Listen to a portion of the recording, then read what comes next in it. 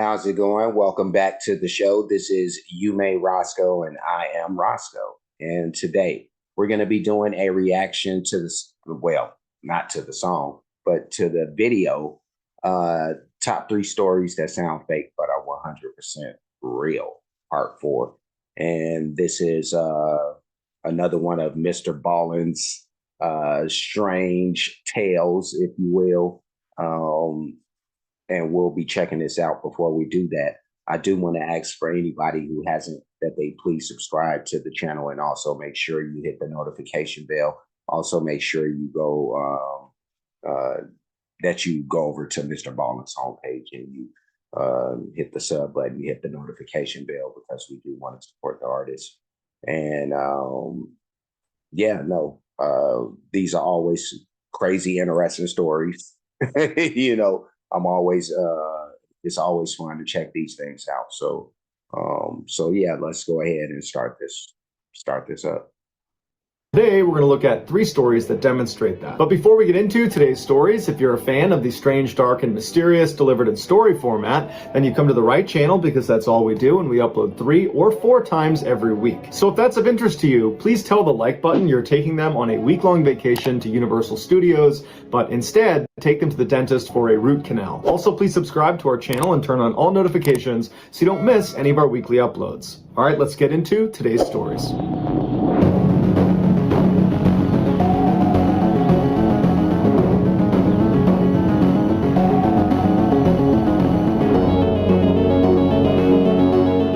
On August 25th, 2010, a small twin-engine propeller plane sat on the tarmac at Kinshasa International Airport in the Congo. As the plane was being refueled, the co-pilots, 62-year-old Danny Philemont from Belgium and 39-year-old Chris Wilson from England, walked up the stairs and into the cockpit. As the pilots got settled in and began their internal systems checks, the flight attendant walked up the stairs. She said hello to the pilots, and then she began preparing the cabin for the passengers. The main cabin began boarding at 11 a.m., and by 11:30 a.m., all 18 passengers that were expected to board had taken their seats. So the flight attendant closed the doors, went into the cockpit, and told the pilots they were ready for takeoff. This was going to be a 1-hour-long routine domestic flight to Bandundu, which is a province that was just outside the border of Kinshasa to the east. This particular crew had made this flight dozens of times in the past without any issues. As the little plane made its way over to the runway, the flight attendant demonstrated what to do in case of various in-flight emergencies, and then by noon, the plane was airborne. 1 hour later, residents of a town located just southwest of Bandundu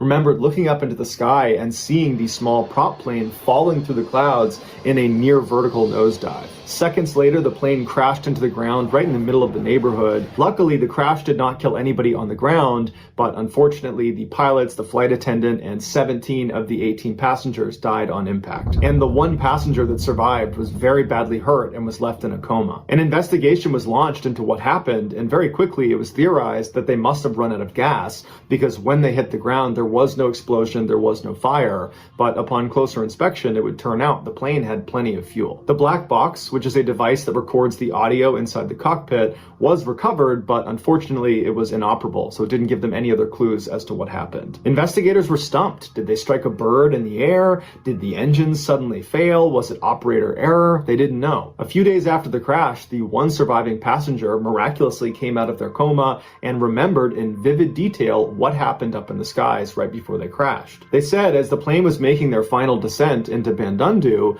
the flight attendant was walking down the aisle reminding everyone to put away their big devices and put their seat in the upright position, and as she got about halfway down the aisle, she looked towards the back of the plane and she suddenly gasped and covered her mouth, turned around and walked very quickly back towards the front of the plane into the cockpit, where she disappeared. The passengers that had seen her do this were immediately concerned that something was wrong with the plane, and so they stood up and looked towards the rear of the plane where she had been looking, and right away they knew what it was she was concerned about.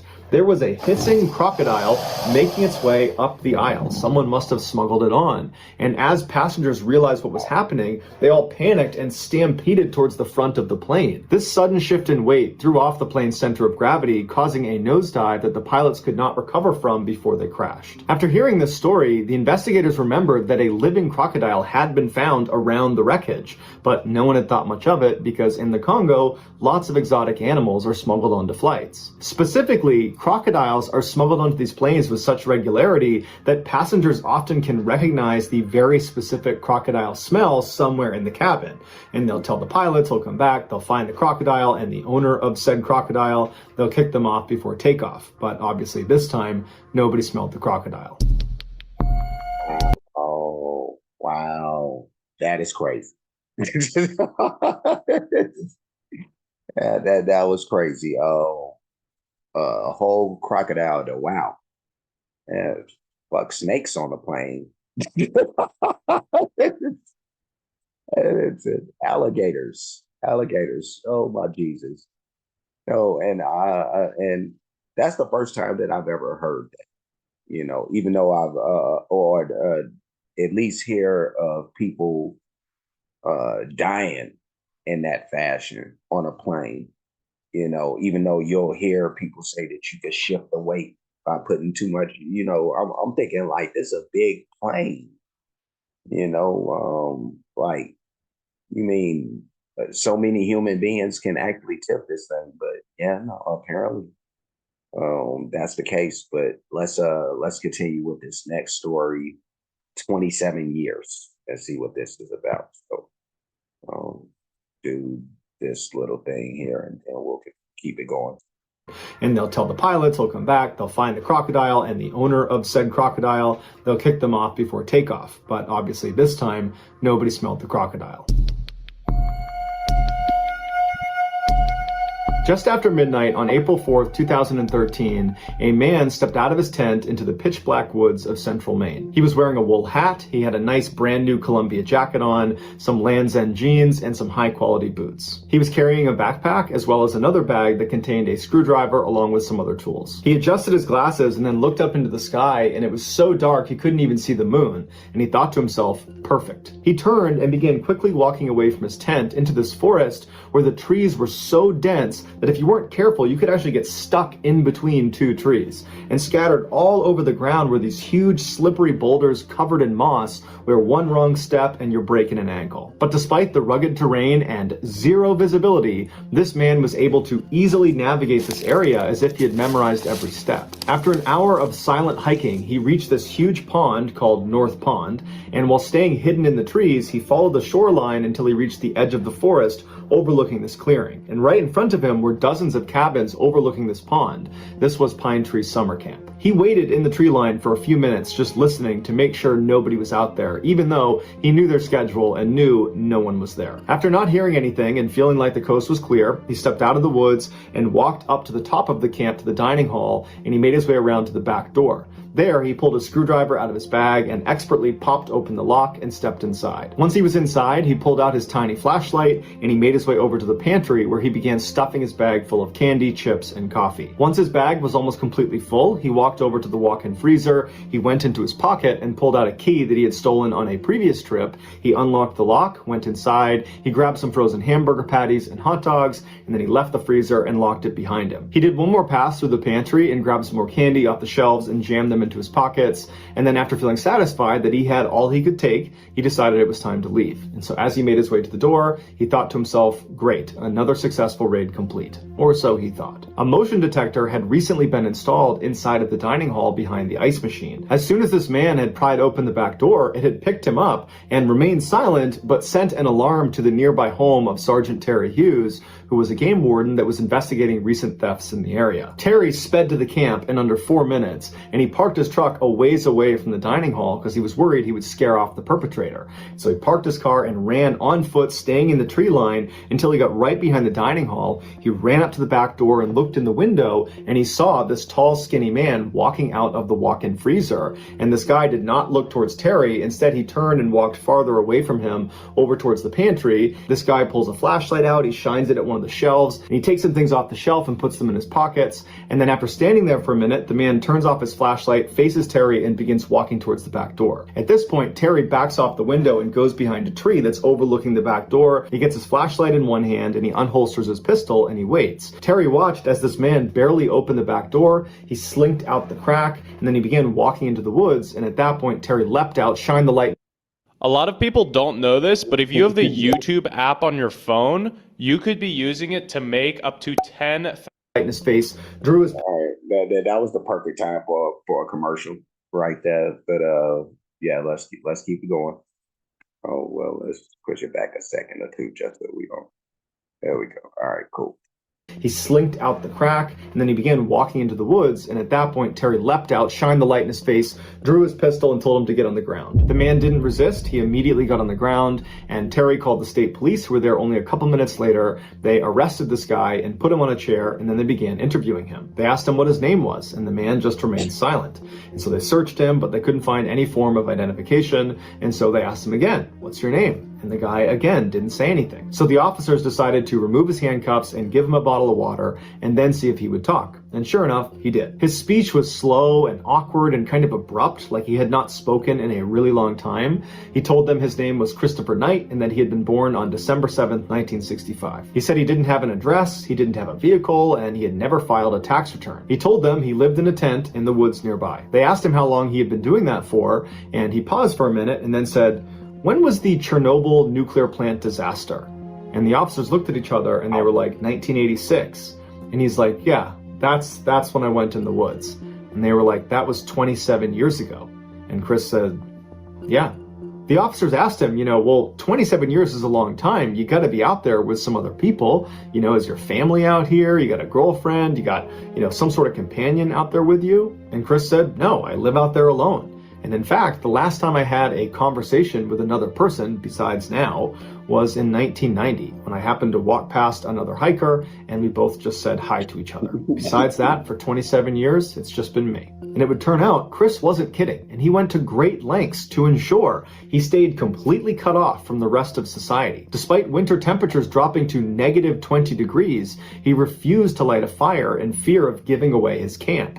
And so instead, when it got that cold, he would just stay up all night pacing around his camp, trying to stay warm that way. He never even talked to himself or sang out loud because he was so worried someone might hear him, and he never left his campsite unless it was basically pitch black on an overcast night because he was afraid of being seen. When the officers asked him if he had access to the internet at least, he said, I haven't seen the internet. Chris wound up confessing to over 1,000 burglaries over the 27 years he had been out in the woods. He said he was ashamed of it, but originally when he had moved out into the woods, he had tried to hunt for his own food and forage for his own food, but he was terrible at it, so he had to resort to theft. He said he only robbed cabins and homes when he was certain no one was there, which meant sometimes going a long period of time between meals. And the food he did find made for a terrible diet. He mostly ate junk food and candy because it was stuff that was easy to find and kept fairly well. When asked why he had moved into the woods in the first place, he didn't really have an answer. Although in a later interview, he would say that growing up, human interaction had always been very difficult for him,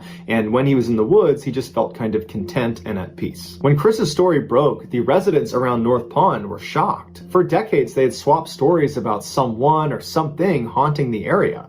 Propane tanks, food, batteries, clothes, books would all go missing. They were starting to get scared, especially when it was overcast at night, because they knew that was when this person would come out. But despite staying up at night with their weapons out ready to confront whoever it was doing this, they never found him. And the police were repeatedly called to come in and try to solve this mystery, but they couldn't figure it out either. As the incidents mounted, the Phantom was given a name, the North Pond Hermit. When Chris was finally arrested and some of his life story was leaked to the media, residents of North Pond were torn on how to feel about him. Some people thought he was purely a criminal, that he was a thief, and that not only had he stolen their physical property, he had also stolen their peace of mind and their sanity. Others idolized him like he was some cult hero. He was a man that rejected what society says makes us happy: careers, relationships, material comforts.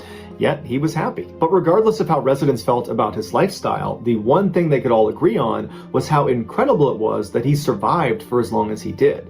Winters in Maine are notoriously brutal and cold. A week of winter camping would be considered a huge accomplishment, let alone an entire season. That was totally unheard of, and Chris did entire seasons 27 years in a row. Ultimately, Chris was sentenced to 7 months in prison. When he was released, he was given 3 years of probation, and part of the conditions for his release is that every week he would have to go physically check in with the judge, which meant he would not be able to just escape back into the woods again. When his probation did finally end, he did not go running back into the woods. He decided to remain in society. In an interview, Christopher was asked what he learned from these 27 years in total isolation. What have you learned about the human experience? What did you learn about yourself? Tell us, because you have knowledge that virtually none of us will ever have access to. And apparently he just paused, thought about it for a second, and then looked up at the interviewer and said, "Make sure you get enough sleep."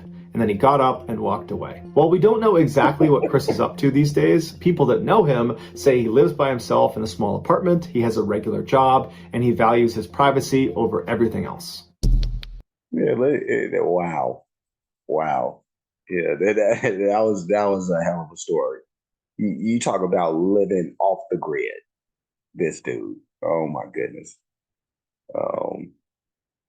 And people were thinking Bigfoot was a real thing, and it was probably like this dude. Like, it's Bigfoot. No, it's some weirdo who's living off the grid for 27 years for what? I don't know. And has the most Forrest Gump reason. Like, what have you learned?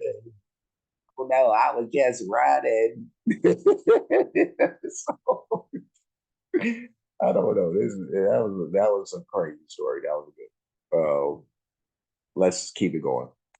He lives by himself in a small apartment, he has a regular job, and he values his privacy over everything else. One of the least known, most hazardous jobs on the planet is saturation diving. These highly specialized divers do construction and demolition at depths up to 2,000 feet below the surface. Now, unless you're familiar with diving, that depth may not stand out to you, but it should. Deep sea divers breathe compressed air, which is usually a mixture of oxygen, helium, and nitrogen. During the dive, the oxygen is breathed in and completely used up and does not linger inside of their body.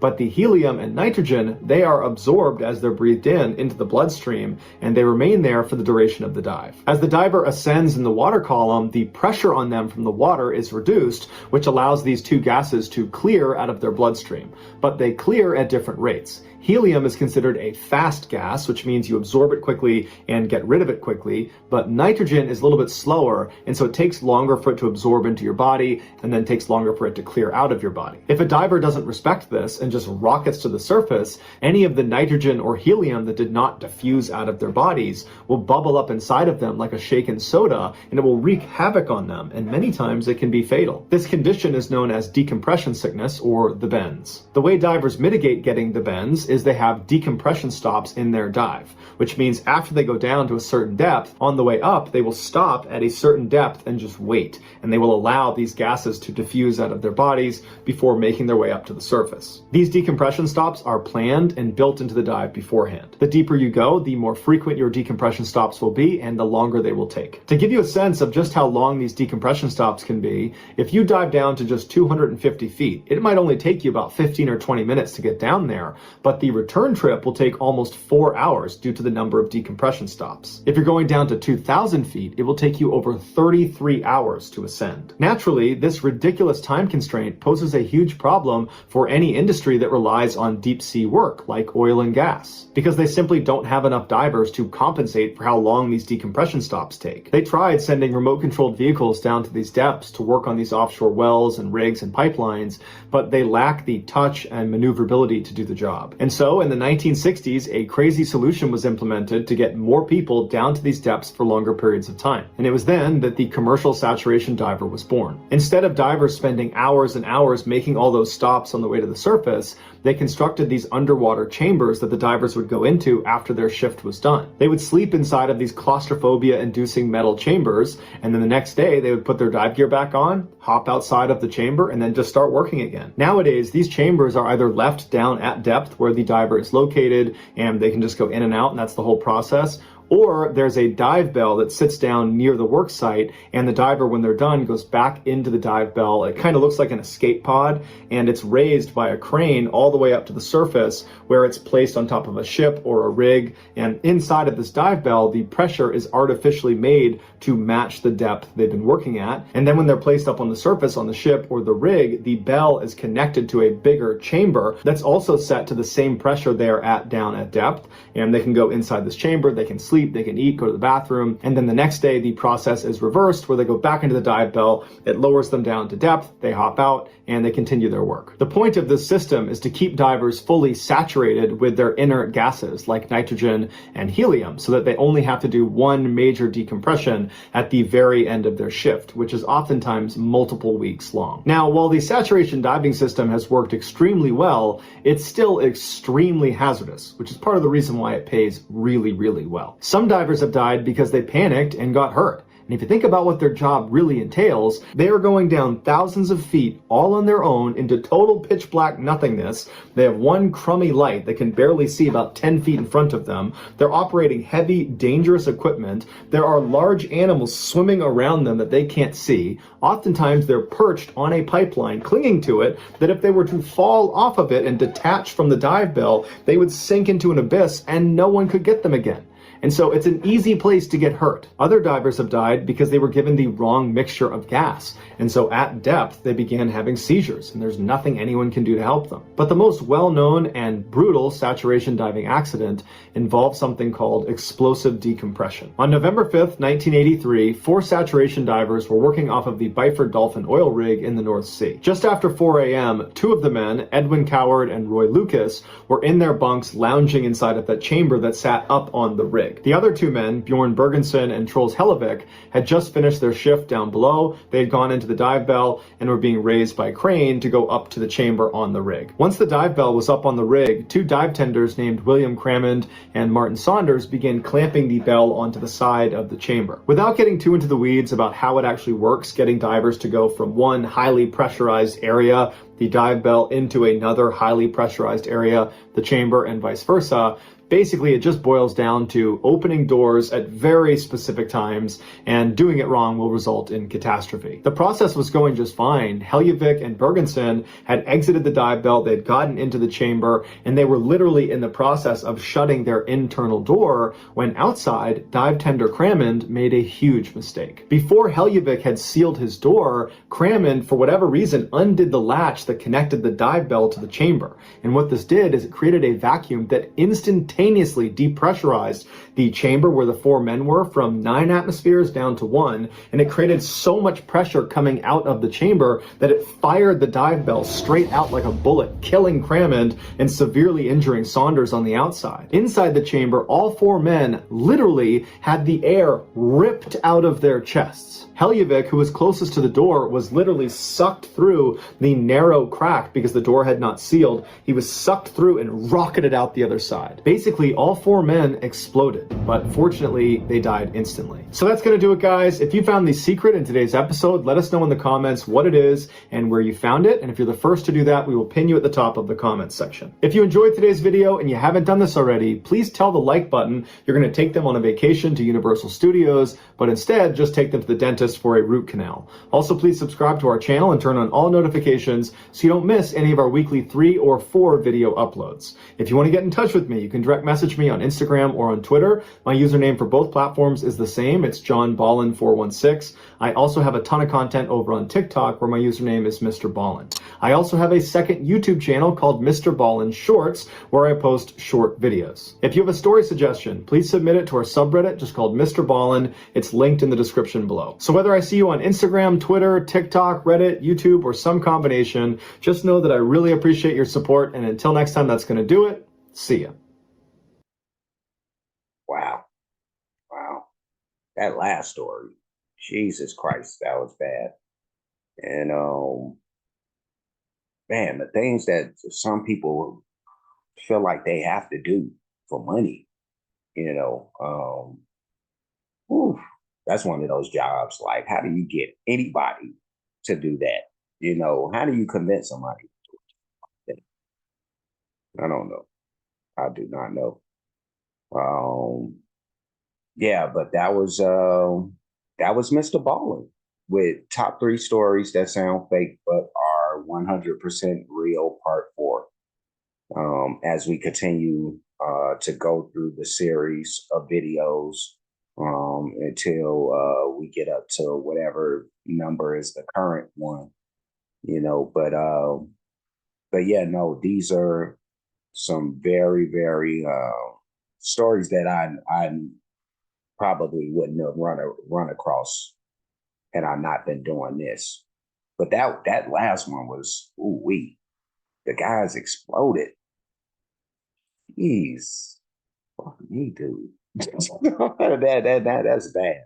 You know, and rest in peace to all those people who went through that situation. That sounds like for one scary to have to go through, you know, but you know, unfortunately and fortunate, you know, I suppose on some level that you know, it seemed like it went kind of fast. You know, if you're gonna go, you know, you don't want it to take all day. You know, you want it to happen instantaneously, but the oxygen just being sucked right out of you, that sounds really bad. But yeah, um, again, we got through more stories. We'll be able to do this again at some point. Unfortunately, I have to go. But before I do, like, comment, subscribe, hit the notification bell, hit the share button, hit the playlist option. You'll pick the one named Entertainment Reactions. That's where I've been putting these particular videos. So you'll be able to see this and all of the Mr. Ballen videos that I've reacted to up to this point, of course, and anything else that's entertainment based that happens to be in that playlist. So check out all of that stuff. I do have playlists for other things. A lot of that stuff is going to be mostly music related. But as you can see, I step outside of that, you know, so you can check out all of those playlists whenever you get the chance. Cash App, dollar sign, you made Roscoe, PayPal at you made Roscoe for those who like to show their support or appreciation for what's being done on the page. Any donations, those will be made to any one of those two spots at the bottom of the screen. Um, the super thanks option is also available that you can lump it to that Cash App and PayPal conversation. And that's pretty much it. I'm done. I will see you again soon. So until next time, be safe and be good.